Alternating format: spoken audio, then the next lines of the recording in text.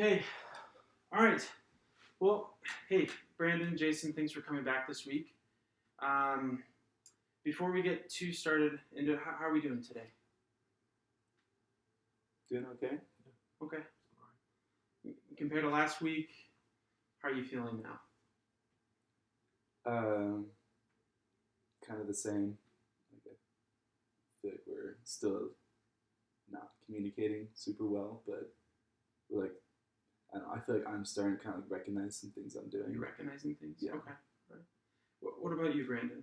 Does that hit well with you? Um, yeah, I mean, it's pretty much the same. Okay. The same. Okay. Awesome. Well, let's review kind of what we talked about last week. Remember how we talked about how a lot of our unpleasant interactions are kind of like a pattern of dance, right? Recognizing dance is half the battle. And once we recognize it, we can do something about it.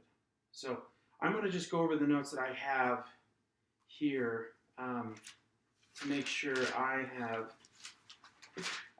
make sure I'm understanding kind of how the cycle works. So from what you told me last week, Brandon, when you come home from work, you are pretty tired, you're exhausted. Um, Jason, you will ask him to do things kind of like in a suggestive kind of way. Sometimes he does them, sometimes he doesn't. And then that evening when the kids are down, that's when the fights kind of start, the conflict begins, right? Mm-hmm. And according to you guys, that nothing really changes out of that. So is that the kind of the pattern? We're coming in, he comes home from work, you ask him to do things, he doesn't do them, talk about it, doesn't work. Yeah. Okay. You said you had some more insights or you learned new things. So anything you want to add to that you kind of noticed this last week? I would just say like I'm starting to like isolate feelings I have when I like specific moments. Isolated. Kind of like when I see him or when I see the kids or when we start like fighting at night. Like I can like sense the emotions coming up before Okay. they actually come out. So you're saying you're picking up on things before they come out. Yeah. Okay. All right. Cool. Well, let's start with that then. Let's start with that. So it seems like the beginning of the cycle, the beginning of the dance, is when Brandon comes home. That's kind of the trigger where it starts, right? Yeah. So I'm gonna start with you, then we'll move on with you. But with Jason, when Brandon walks in, when you see him, what happens? What happens? Tell me what happens. Well, when I see him, it's after a long day for me. A long day. Yeah, because I'm at work part time, really on call at the moment. So I have to pick up the phone whenever my company comes in, Mm-hmm. and I have to go drop Alex off and Jordan off at school. I have to pick Alex off at his half day, so I'm balancing between the kids' schedules and taking him home early and working at home and kind of like cleaning up at home. So I've got like a lot of stuff to do in a day. And then when I see him come in the door, it's like the first kind of reaction is one of like relief. Like he's Relief. coming to remove some of the burden from me, and then I'll kind of like probe a little bit with asking him to do something. Like I'll say, "Oh, Alex needs a bath before dinner time." Mm. I'll just kind of say that, and I'm just kind of hoping that he picks up on it. Right. So I just want to stop real quick. You said something I thought was really important. You said when you see him, you feel like he's there to relieve you. Tell me more about that. What's that like? What do you feel in your body when you see him? Like, I don't know, just kind of like a lift A lift. of burden. A burden. Yeah, lifting all these like daily burdens that I have to get done. Like a big shoulder taken off your back. Yeah.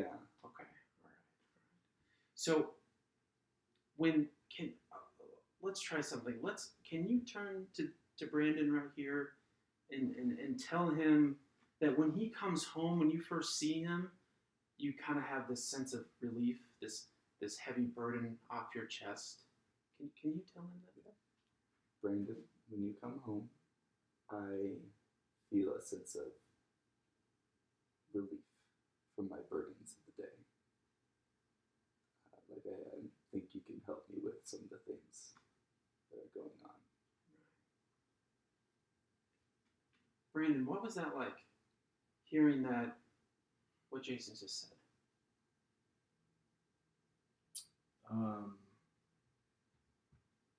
It was kind of hard to hear. It's hard. That there's such a burden, and that like I'm someone that he can rely on to like have it be taken off.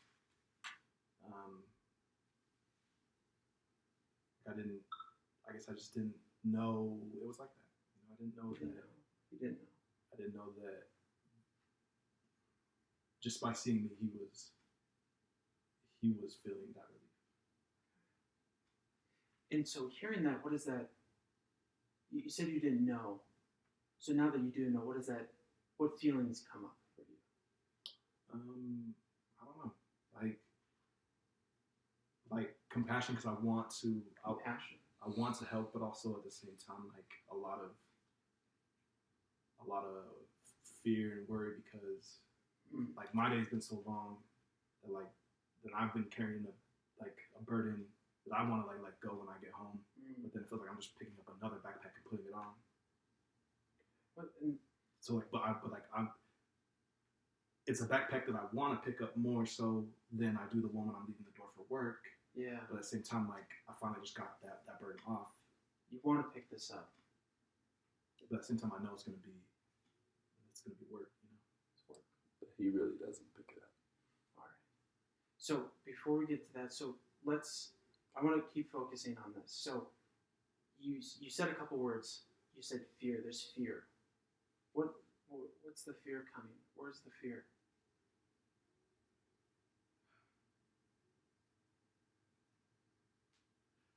I guess just like if I pick that back, I'm gonna use backpack like as Yeah. like if I pick that backpack up like that burden, like I know where my headspace is at from like my long day at work, but I know I'm not gonna be in the right place to fully carry that, you know. So you're afraid that you won't be able to carry the weight.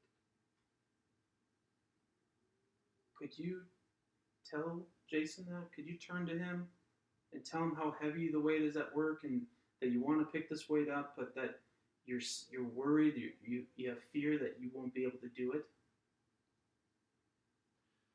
When I come home and I see how long your day has been and how stressful it has with you juggling all this stuff,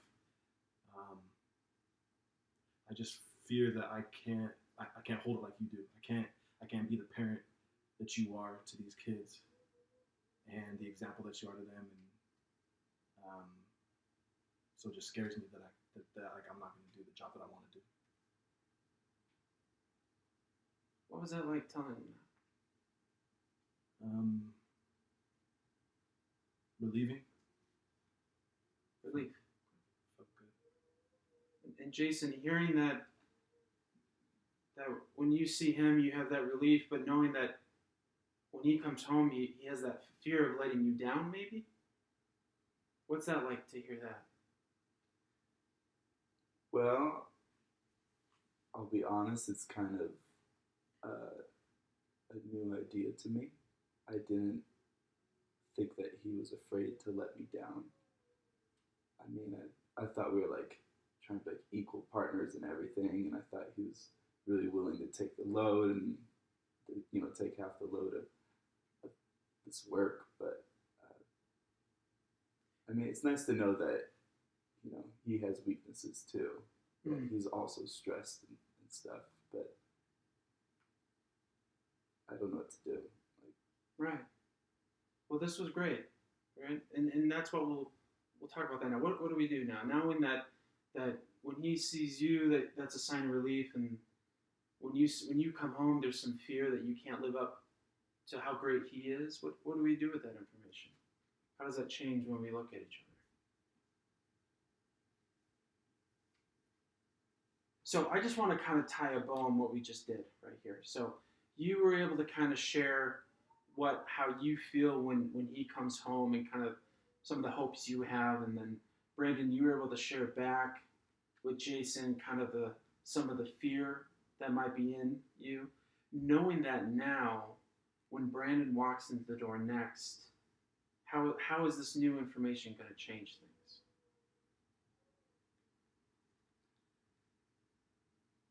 Well, for me, I think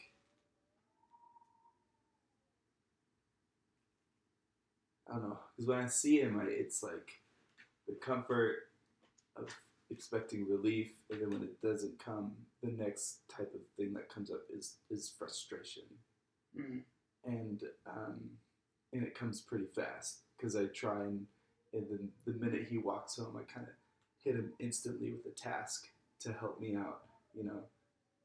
And I think maybe with this information, maybe I could slow it down a little bit, where I don't have to hit him with a task right away. I don't have to ask him to do something right when he walks in the door, because it might be hard for him to do. And then when he doesn't do it, I immediately get frustrated. So maybe I could kind of delay that a little bit. Maybe that could help. yeah, and Brandon, knowing that you could say that you had that fear of not being able to hold up the backpack, and him still being here and staying here, how is that going to change when you walk Um, I guess I don't know. It'll just help me know that, like, I don't know. It just gets rid of some of the fear to know that I can't pick up the backpack, but he'll still be there to help me out if I do need it, and we can kind of work together on it. Because like I definitely do need to pick it up. Like I realize that, and I've known that for a while. Um, but it just makes it easier to know that I don't know we can work together on in? And awesome, that's great. We just connected right here. And now you said something I wanted to bring back up. You said that frustration comes quick, right? Mm-hmm. So that frustration comes, and then you give him a task to do that. So where does that? If we could dive deeper into the frustration, what do you think is underneath the frustration? Uh, I think it's a lot of past history, like knowledge of past experiences, because I can't, Past. yeah, I can't see what's happening with his day, Right. and my day has been really full, and then he comes home, and it doesn't seem like he's been doing a lot compared to what I've been doing, just because what happens to me is very, very present. Right. And then just kind of judging off of things that have happened in the past, like that I know in the past he's kind of failed to pick up the tasks, so that's why it's so easy for me to just kind of switch over to the frustration, because I immediately assume he's not going to be able to do it if he can't do the first task I give him. So, Yeah. so you're worried, Mm. right? You're worried that he won't do it. Yeah. Worried. Is that?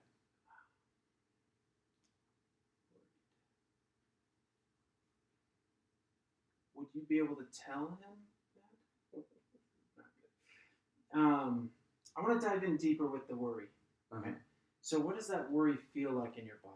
Where do you sense it? What happens when that worry comes up? The worry is a lot in my head, and I kind of just start thinking a lot, like Really processing quickly. information. I just get kind of like anxious because I just like think about, is he going to be able to do this tonight? Is he going to be able to do this tomorrow? Is he going to be able to do it next week? Like, how long is it going to take for me to give him these tasks until he'll be able to do it? So it's like just really centered in my head, and it like I've like burnt a lot of food that I've cooked because it's just like occupied a lot of my mind. Right. It takes up so much space. Yeah. Right. Okay. Would you be able to turn to Brandon and tell him how much that worry, what that does to you? Yeah. Brandon, the worry of whether or not you'll be able to help me out at home and take the burden with the kids, it it's a lot, and it's like really focused in my head, and I can't think properly for the rest of the day, and I start to really question choices in the future between us. So questioning the worry, are we going to survive? Yeah, Right, right. Could you tell him that as well? That you're worried that you won't be able to survive? I worry that our relationship's not going to survive. I worry that our relationship with the kids isn't going to survive. It'll be hard for them because they need their father's present. And so, Brandon, hearing that from Jason, what's happening inside you right now? What do you feel inside? Um, I feel like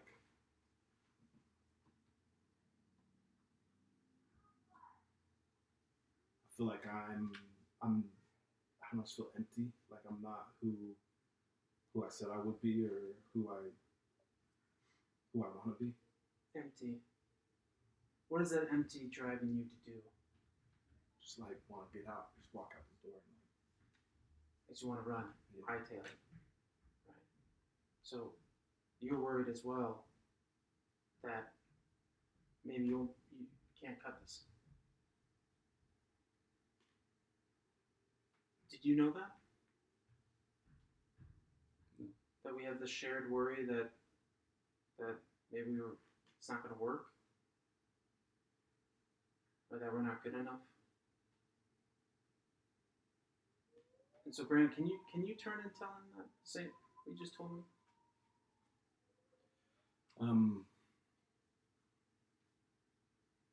When I hear that it causes you so much stress and like pain and thoughts to just continually go like, and it makes me feel like I'm causing that, and like I have a hard time handling that because that's not who I want to be. I don't want to be doing that, and but at the same time like I don't know why it makes me do this, but it makes me want to run, it makes me want to just get out and disengage, but I yeah, I don't know why, but it does. So again, hearing that, going back to you, what is that? Hearing that, what does that do for you?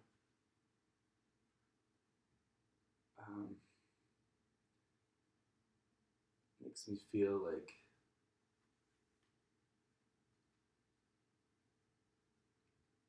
I'm not alone, because there are moments where I'm like I can't handle this either. Um, but the fact that I don't know that he's still here, that he hasn't run away, is kind of comforting. Yeah, he hasn't and I run away. haven't run away either. I don't know why neither of us have, but there is, I don't know, like there is something that's kind of keeping us trying to work. Yeah, what is that something? What makes you keep working? I don't know. Most of the days I think it's the kids, but I don't know. Like I kind of look to that first gut reaction of when he comes home. Like I would say the first reaction is frustration, but it's not. It's reprieve. It's that relief. That's the first reaction before the anger comes, and I like to think that's part of the reason. I still have hope. Mm-hmm. It may not feel like things are working very well now, but it's like I have had hope at one point. I still have it now. Right, right. Hope. Despite all the things, you still have hope. Uh-huh. So let's end on this by you telling him, and then hearing that you still have hope for this. Brandon, I still have hope for this. I still have hope that we can make this work, that we can work through this, and that we can both work on the things that we need to. What's that like hearing that? It's empowering. It makes me want to be better and do better and not like step away, but like engage and like work together. Great. Well, we did a lot of good work today. We'll end it here, and we'll pick up where we left off the next coming week.